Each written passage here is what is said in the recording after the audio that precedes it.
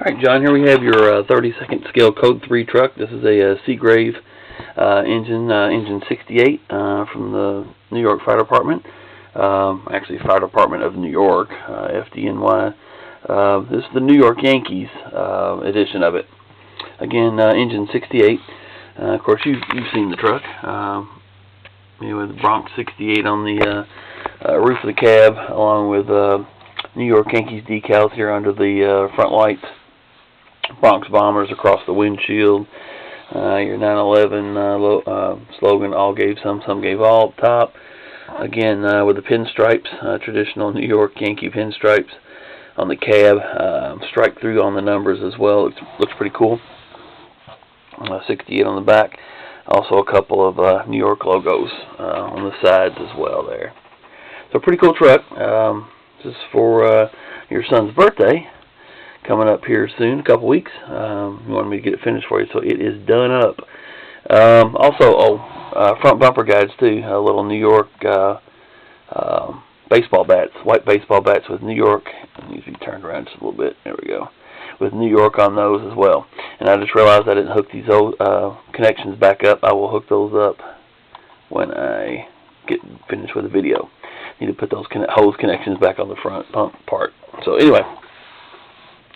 There we have that. The switches ended up putting up top here, in front of the hose bed. You have your main power switch that operates all the lighting. This is your siren that you wanted, the 4-tone kit, which goes in a lot of the police car builds that I do. You wanted that one, and then this one here is for your federal siren. As far as the battery, it's kind of limited to where I could put it. There wasn't a lot of room in the back here underneath.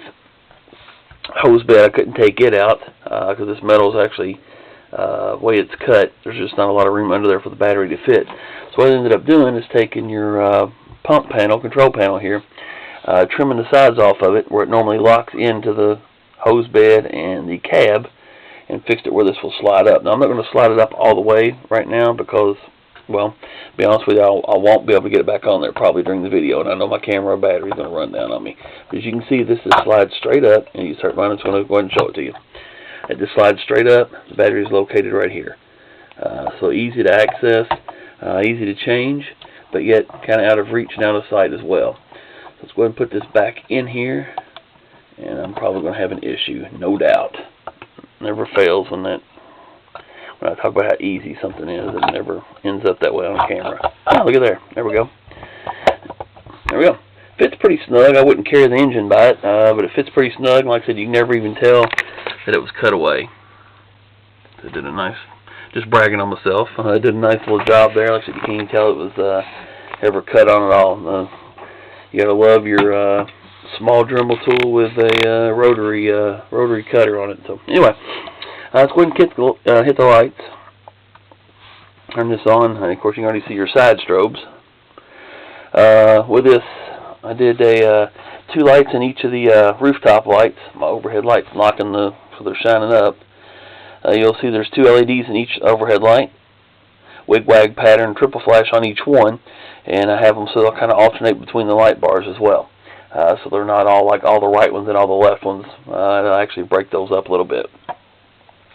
Also see your front, your red strobes on the front of the cab. Again, triple strobes that match the rooftops. If that was where it was supposed to be here, you'd see your flashing headlights. And also added steady lights on the outside, the low beams. So you have flashing highs and steady lows. Side bumper strobes here in the front, both sides. We'll see the other one in just a second. Also went ahead and added a light inside. We'll get to that here in just a minute. It'll be easier to see from the other side. Like I said, there's some cleanup that needs to be done with this. If you just saw that window's kind of smeared. Rear strobe over the rear wheel, or directly in front of the rear wheel, I should say. I was going to add some panel lighting to this, but like I said, now that since I had to put the battery in there, didn't leave me much opportunity to be able to add a light and let this be removed, so I had to wire it in. It wouldn't work very well. You have your yellow cautions here, those strobes. Again, the same triple strobe patterns as the front. Steady tail lights. Your light bars up here on the top.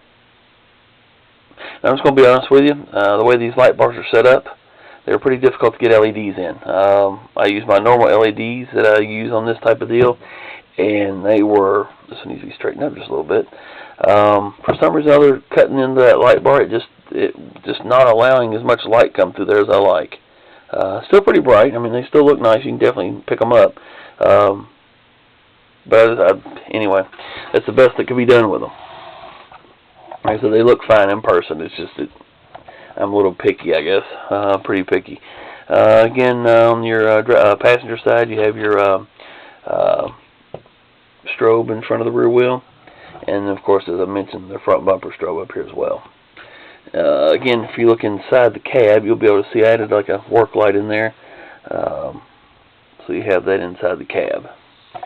As for the sirens, once the emergency lighting is on, your police siren, the 4-tone will work. You'll hit that button once. Said you wanted it so you could use it separately. Different tones you get with it.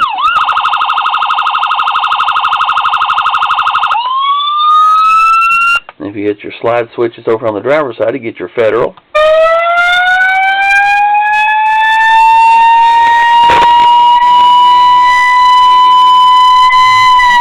And of course, with that, you use your electronic.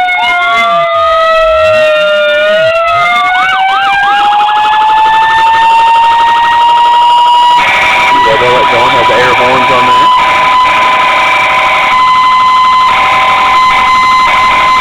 We'll turn those off, and then of course your other siren, hit it 2 more times, it'll go completely off. So John, there you have it. Awesome truck. Like I said, I will hook the hoses back up in the front before I ship it to you. I believe everything I've done is going to allow it to be in the original packaging when I send it.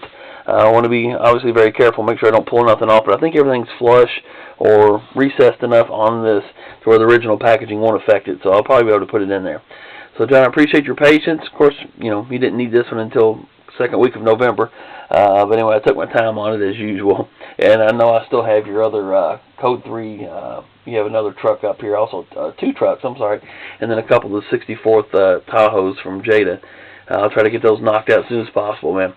Again, appreciate your patience and all the builds you've done with me, or have me do, I guess, and look forward to maybe getting started on the next one here in a couple weeks or so. Thank you so much.